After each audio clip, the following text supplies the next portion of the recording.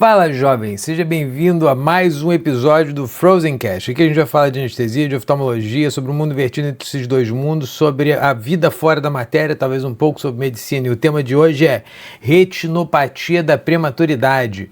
Aonde você vai fazer? Na UTI NEL ou no centro cirúrgico? Roda a vinheta!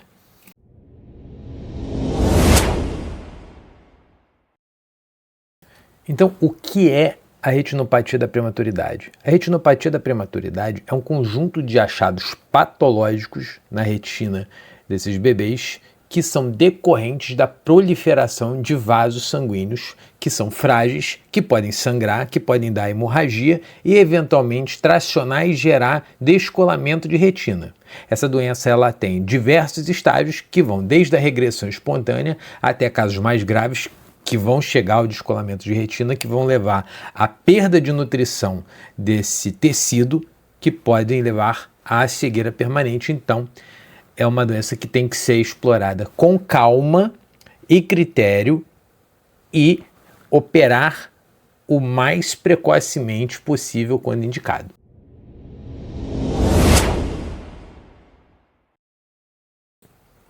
Agora, por que um prematuro corre risco de fazer retinopatia da prematuridade? Vamos começar pelo básico, tá? Qual é a principal unidade primordial da vida? É a célula. A célula precisa de oxigênio para fazer a catálise das suas reações energéticas. E como você, adulto, capta o oxigênio? Você inspira e aí o seu pulmão extrai esse oxigênio do ar atmosférico. Só que você sendo um adulto normal, eutrófico, sem comunicações intracardíacas, os únicos locais onde você vai ter comunicação entre o seu lado venoso e o seu lado arterial é no processo pulmonar de extração de oxigênio, nos capilares pulmonares, e nos capilares periféricos, onde você vai ter a entrega desse oxigênio para os tecidos e para os órgãos-alvo. Veja bem, o filhote de humano, o bebê humano, ele já é frágil quando você compara com os outros animais.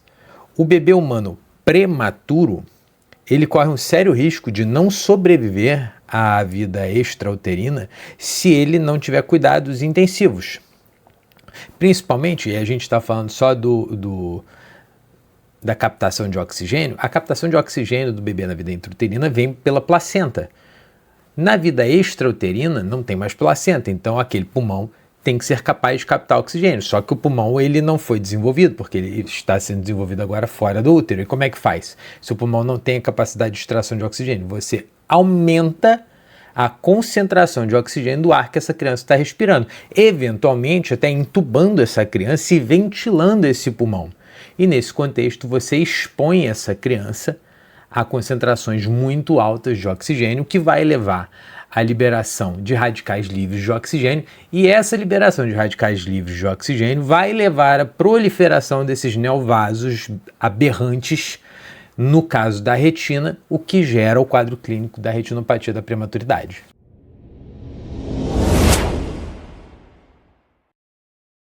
E como é que você faz o rastreio?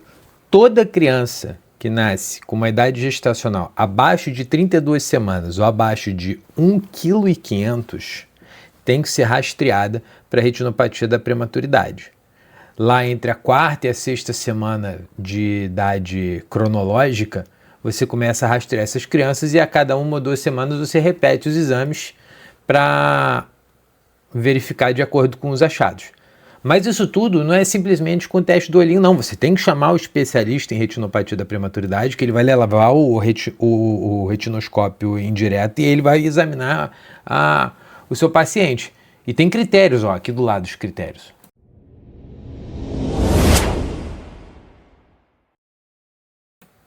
Dito isso, última pergunta que é importante vocês saberem antes de você definir se você vai fazer na UTI ou no centro cirúrgico.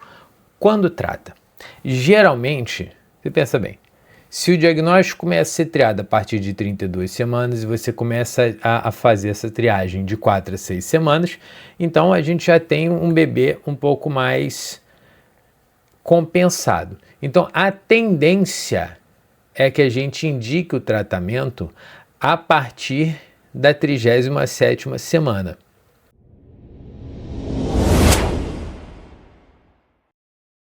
Quando o tratamento é indicado, na maior parte das vezes, a gente está falando de um paciente no qual já passou por muita coisa ruim.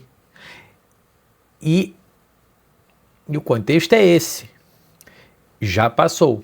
Agora a gente está falando de uma criança que está mais estável, que eventualmente não está nem em uso mais de oxigênio, mas de repente já está fazendo uso, ainda está fazendo uso de antibiótico. É uma criança que não está mais invadida, só está com acesso periférico, com uma PIC, e isso traz lado bom e lado ruim para o colega que vai fazer.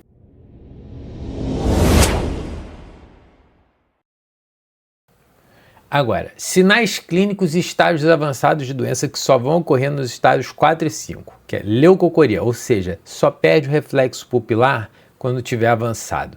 Estrabismo, se tiver um desvio do olhar, provavelmente já está em estágio avançado. Se tiver nistagmo ou ausência de fixação visual, provavelmente já está em estágio avançado. E, finalmente, se tiver enftises bulbi, que é a atrofia do globo ocular, aí já passou do momento de tratar.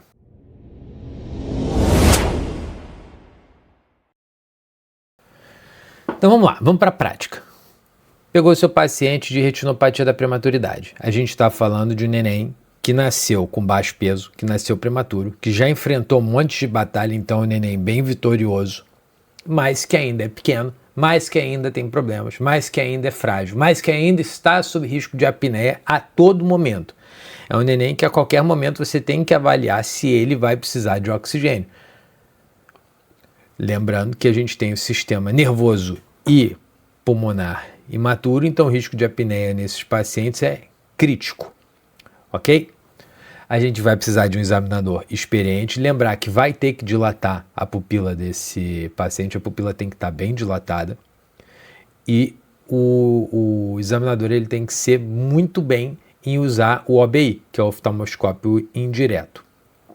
Lembrar que mesmo o exame pode ser desconfortável para o bebê, porque pode ser que seja necessário a utilização de introflexão escleral, que é você pegar um instrumento e virar a parte periférica da retina para você conseguir ver através da oftalmoscopia indireta.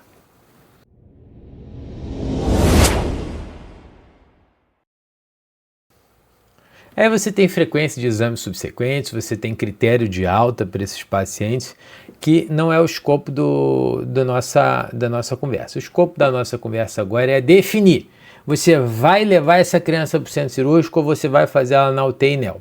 Basicamente, a diferença entre a UTI e o centro cirúrgico são os equipamentos. Equipamentos típicos da UTI e equipamentos típicos do centro cirúrgico. Na UTI, você vai ter o bercinho do paciente, você vai ter a UCR, que é a unidade de calor radiante, mas dificilmente você vai ter um aparelho de anestesia, dificilmente vai ter uma fonte de veiculação de anestésico inalatório para o seu paciente.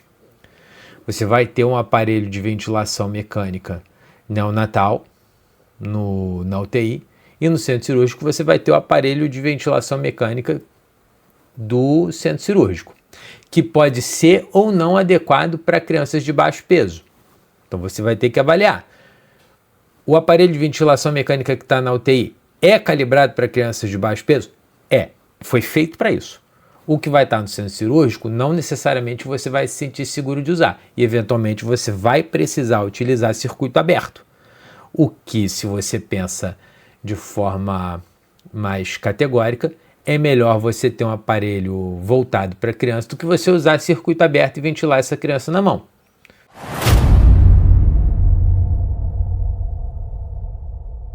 Eu tive um professor que virou amigo, né, que ele dizia o seguinte: o avanço das tecnologias faz com que o aparelho tenha uma capacidade muito maior de ventilar o seu paciente do que a sua mão. Eu estou dizendo isso para categorizar para você.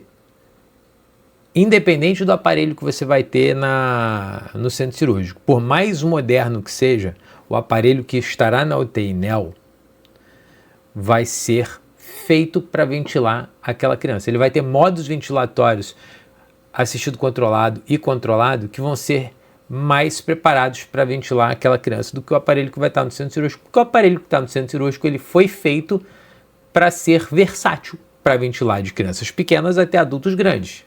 Então, naturalmente, é esperado que o aparelho de ventilação mecânica da UTI seja mais preparado para ventilar essa criança do que o aparelho de ventilação mecânica seu do centro cirúrgico.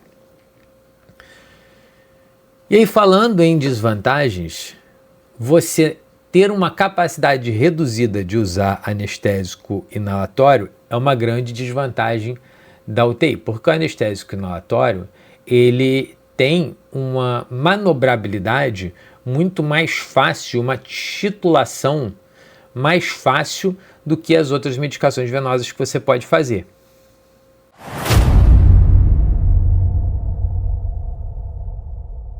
Então, se o seu paciente está estubado, o que vai acontecer na maior parte dos casos, eventualmente você vai precisar entubar.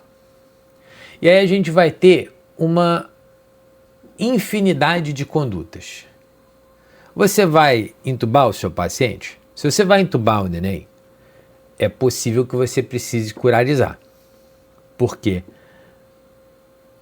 A criança vai ficar reativa ao tubo, ou você utilizar níveis mais profundos de anestesia. Qual é o problema de se entubar essa criança? Na cirurgia de retinopatia da prematuridade, o cirurgião ele precisa virar a cabeça da criança para um lado e para o outro para fazer a visualização dos dois olhinhos. Esse processo, se o seu tubo não estiver muito bem fixado, e mesmo se ele estiver muito bem fixado, ele pode disposicionar. Então você tem uma chance de extubação e uma chance de intubação seletiva. Então o tubo, por si só, não é uma garantia de que você vai ter sossego durante o procedimento. Você vai deixar a criança lá entubada, vai deixar o aparelho lá ventilando para você, ou vai ficar ventilando aquela criança no servo na mão e você vai ter sossego. Não vai ter. Quando o cirurgião estiver mexendo a cabeça de um lado para o outro, esse tubo pode disposicionar sim. E aí chega uma outra opção, que é a máscara laríngea. Você vai passar a máscara laríngea na criança, vai disposicionar. E você vai ter que ficar com a mão ali apoiando e reposicionando essa máscara laríngea. Só como ela é um dispositivo extraglótico, esse reposicionamento, inclusive no contexto em que você está usando anestesia venosa, esse reposicionamento é mais fácil e dá uma chance menor dessa criança ter reação de via aérea. Então, é mais prático usar a máscara laríngea. Só que algumas máscaras laríngeas, pelo formato dela, e eles ocuparem um espaço maior, no contexto geral, eles atrapalham mais o cirurgião, porque o cirurgião tem que trabalhar numa situação pouco ergonômica. Independente se ele vai estar na UTI ou se ele vai estar no centro cirúrgico, não é muito ergonômico para ele. E aí você tem outras opções.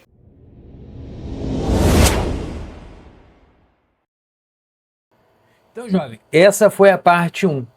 O vídeo era para ser ainda muito mais longo do que parece. Clica aqui embaixo e acessa o documento que eu fiz para você. Esse documento tem um resumo ótimo sobre retinopatia da prematuridade. E agora, passa, que agora a gente vai ter a parte 2. Fica aqui com a gente.